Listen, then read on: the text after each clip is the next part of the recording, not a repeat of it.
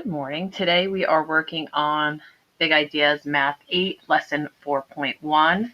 We are going to graph using the slope and the y-intercept.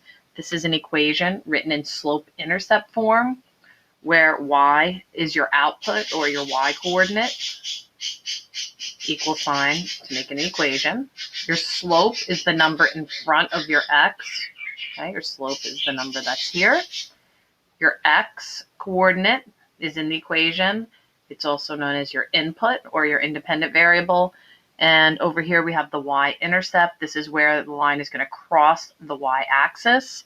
So whatever number's here is going to be where you're going to cross the y-axis. So let's break up an equation. So let's say you have something like this. Okay, we're going to find the slope and the y-intercept. So we have our m. We have our b, and we're going to use this for graphing. So we are going to look for the slope. The slope is the number in front of the x. I'm just going to write that down. So as you can recall from yesterday, it was rise over run, or change in y over change in x. So your y's are going to be going down by 1, and your x coordinates are going to be going across by 2. B is your y-intercept. It's the point 0, comma, whatever number's here. So our B is 3. So therefore, I know I'm going to graph on 0, 3 to start. So you're going to start graphing on the y-axis, and you're going to go with your rate of change down 1 across 2.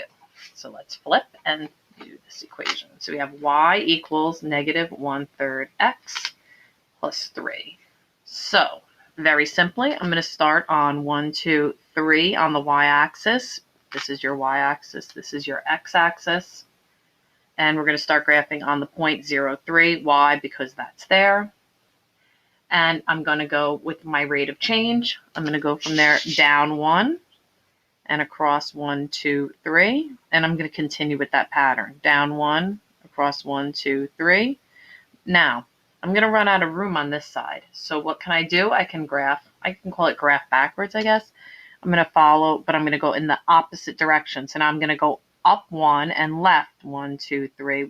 So I continue the pattern. See how it comes out in a nice straight line? I'm going to go up 1, across 1, 2. Oops. Yes, 1 up 1, 1, 2, 3. Okay, and I'm going to draw a straight line. Ruler.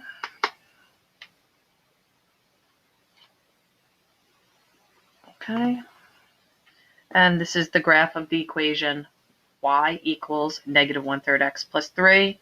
Here is our y-intercept. Our slope is down 1 across 3. And there's our slope. Okay, let's try one more.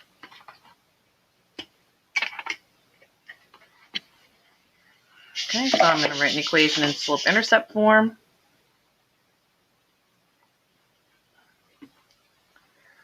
Slope is the number in front of the x. B, y-intercept. Nothing's there. Nothing is 0. So I know I'm going to start graphing on the point 0, 0. Okay, so let's graph this one. So we're going to start y equals 2x. I'm going to start on 0 because the y-intercept, there's nothing here. It's 0. And I'm going to go with the slope up 2. But wait a minute, if I went up 2, there wouldn't be a slant or a slope. It would be undefined. So I need to go right 1. So what you're going to do is when you have a whole number and you need to graph it, you're going to put a 1 underneath. Up 2, across 1, up 2, across 1. I can go backwards, down 1. I'm sorry, down 2, across 1. And I'm going to draw a nice straight line.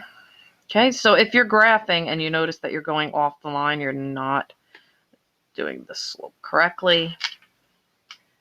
And there is our line. We started on 0, and it's up 2 across 1. Okay, let me just give you a couple of more examples real quick. Some different things you might see. What about something like this? What's the slope? What's the y-intercept? Let's see.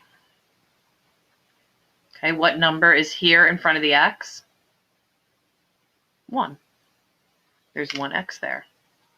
What number is, so we got a 1 here. What number is next to the x? Nothing. So you could put plus 0 there if you wanted to. 0. So I would start graphing on 0 and go up 1 across 1 from there. Okay, let's see if we see anything else that's different.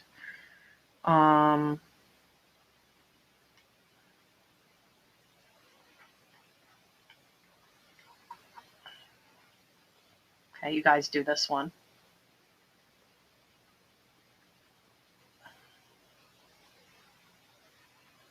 Okay, right. 1/3 is the slope, the number in front of the x, including the sign. Okay, so you're going to start graphing. So if I was just going to make a quick graph, I would start graphing on -5 on the y-axis.